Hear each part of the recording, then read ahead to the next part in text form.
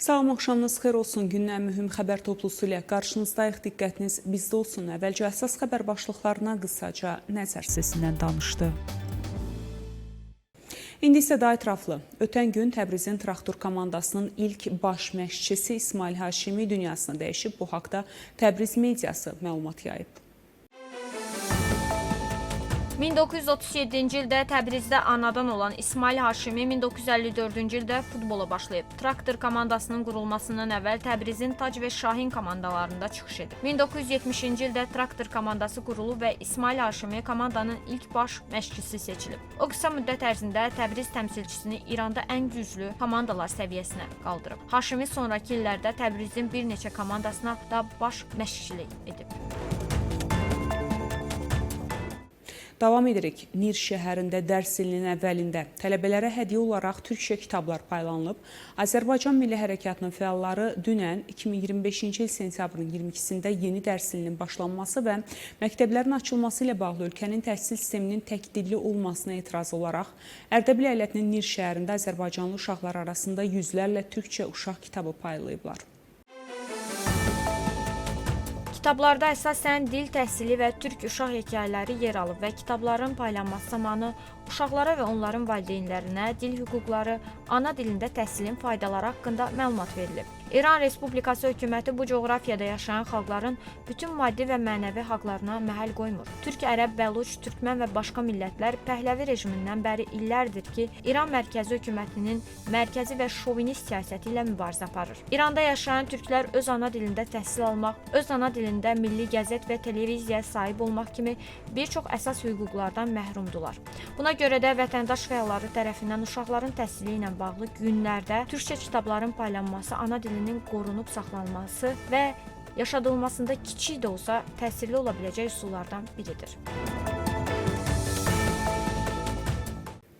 22 sentyabr İranda yeni tədris ilinin başlaması ilə bağlı hökumətin yerlərdə, xüsusən qeyri-farsların yaşadığı bölgələrdə keçirdiyi tədbirlərin hamısında çıxışlar fars dilində səsləndirilib.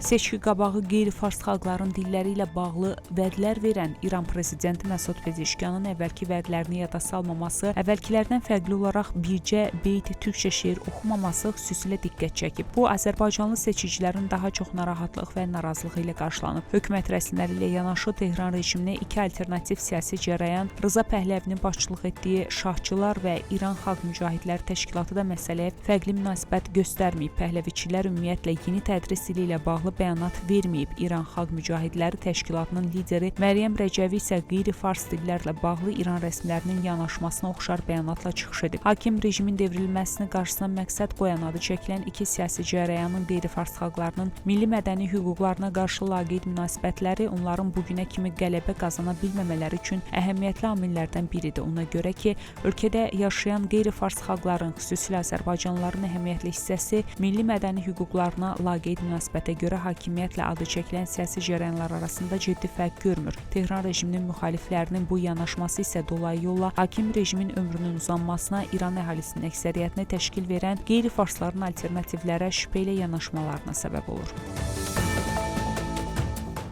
İran Ali Məhkəməsi Gilan əyalətindən olan tanınmış şair və ictimai fəal Peyman Əmin Pərahəvərin barəsində çıxarılan edam hökmünü təsdiq edib. Bununla bağlı şairin vəkili Ramin Səfərniya məlumat yayıb. O, bəği, silahlı üsyan və müharibədə, Allaha qarşı müharibədə günahlandırılıb, vəkil bildirib. İnsan Haqları Təşkilatlarının yazdığına görə 10 yaşlı uşaq atası olan şair etiraz eyləmləri, sosial ədalət və vətəndaş hüquqlarına qarşı şeirlər yazıb yaydığına görə şərlənib. Qeyd edək ki, təhlükəsizlik məmurları bu ilin aprel ayında Peyman Əmin Fərəhvari həbs edib. İstintaq təcridxanasında dindirildikdən sonra Rəş şəhərinin Lakan həbsxanasına köçürüblər. Tehranın Vəramin bölgəsinin Gerçək həbsxanasında saxlanan Sümeyyə Rəşidi adlı gənc qadın məhbus həyatını itirib. Bununla bağlı İnsan Haqları Təşkilatları məlumat yayıb. Bundan əvvəl həbsxanadakı ağır şəraitə görə xəstələnən Sümeyyə Rəşidi həbsxana rəhbərliyinə müraciət etsə də onun müayinə və müalicəsinə icazə verilməyib. Həbsxananın tibb məntəqəsindən ona yalnız ağrıkəsici dərman verilib. Sentyabrın 16-sında isə Sümeyyədə qıcolma və əzələ ağrıları başlayandan huşunu itirəndən sonra xəstəxanaya çatdırılsa da onun həyatını xilas etmək mümkün olmayıb deyə məlumatda bildirilib. Məhbusun yaxınları və kamera yoldaşları ona tibbi xidmət göstərilmədiyi üçün məhbusun ölümünü təhlükəsizlik qurumunun sifarişi əsasında öldürüldüyünü bildirib, buna görə də həbsxana rəhbərliyini günahlandırıblar. Fransa prezidenti Emmanuel Macronla hər iki tərəfin məhbuslarının mübadiləsi barədə razılığa gəldik. Bunu İran prezidenti Məsud Pezeşkiyan özünün X hesabında yazıb.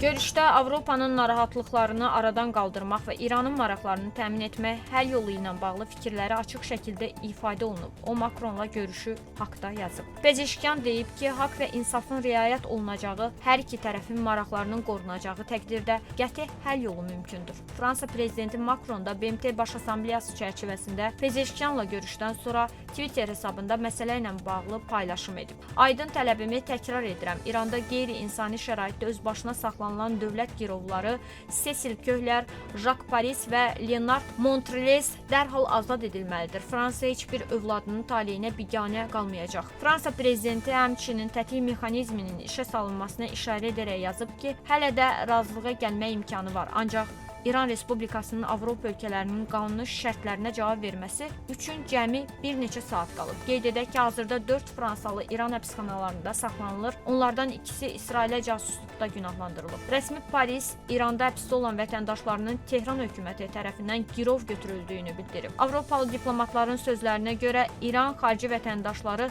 saxta ittihamlarla həbs edərək Qərblə danışıqlarda onların təzyiq vasitəsi kimi istifadə etməyi və siyasi imtiyazlar almaq istəyir. Biz nüvə silahı yaratmağa və zənginləşdirməni 90%-dən yuxarıya çatdırmağa hazırlaşmalıyıq. Bunu Tehranın parlamentdəki nümayəndəsi və hökumətin 3 qolunun başçılarına və Ali Milli Təhlükəsizlik Şurasının nüvə silahının istehsalı və saxlanması üzrə üzvlərinə məktubu imzalayanlardan biri olan Kamran Qəzənfəri deyib.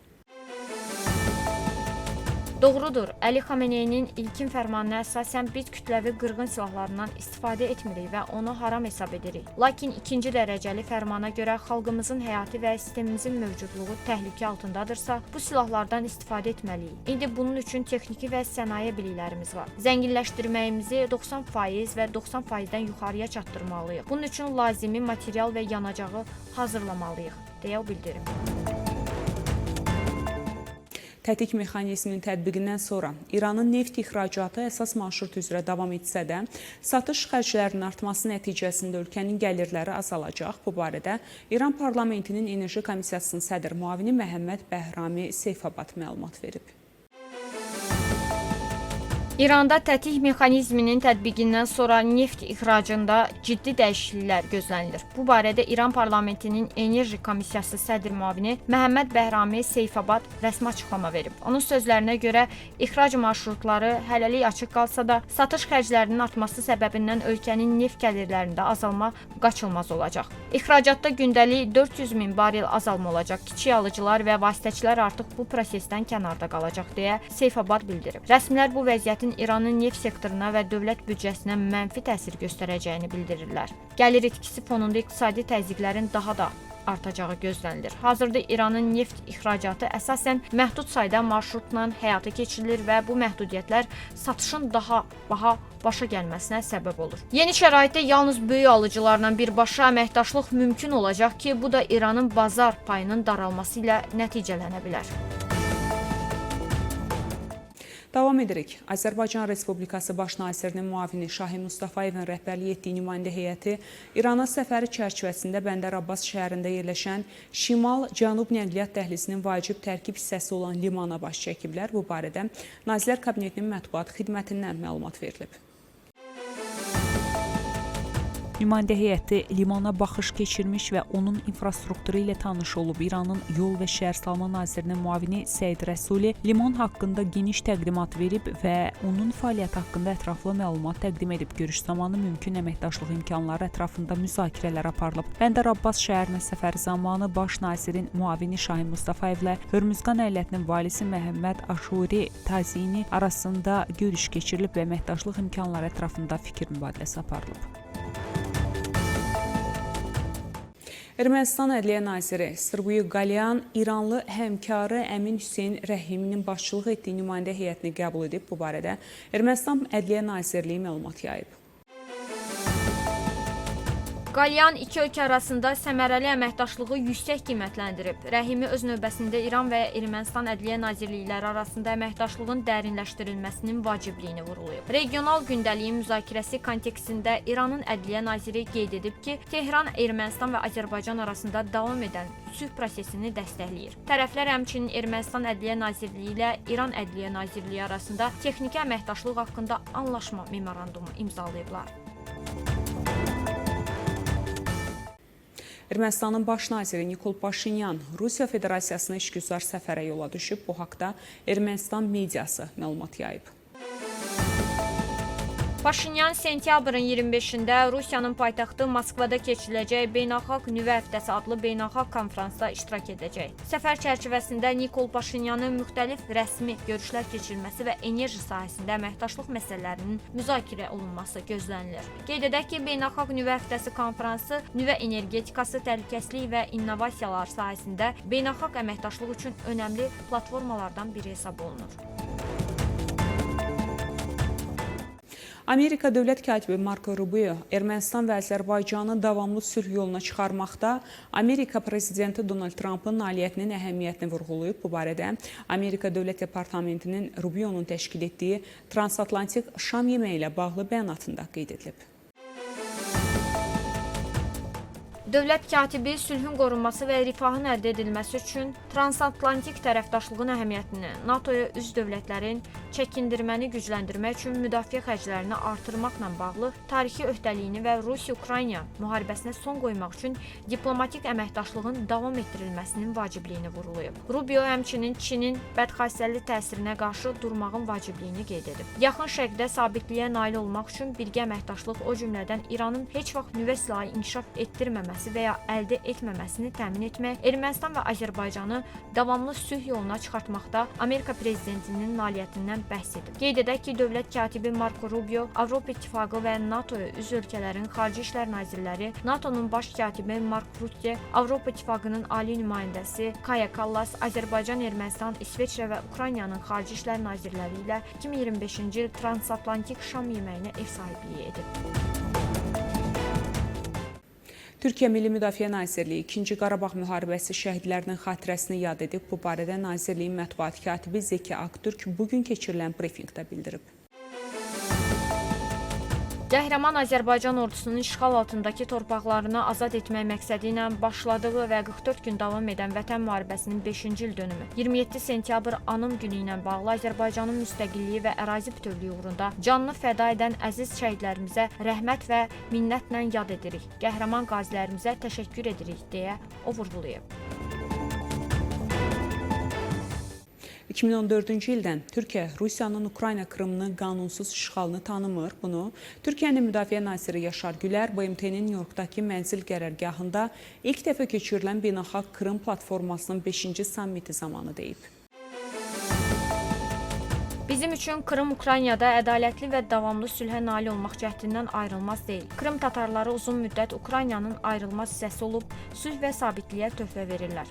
Türkiyə Krımın qanunsuz ilhaqını heç vaxt tanımayıb, o bildirib. Gülər vurğulayıb ki, Krım tatarlarının hüquqlarını qorumaq yalnız xarici siyasət məsələsi deyil, həm də bizim tarixi və mənəvi borcumuzdur. Onun sözlərinə görə Türkiyə-Ukrayna prezidenti Volodimir Zelenskinin Krım məsələsinə sadiqliyini dəstəkləməyə davam edəcək.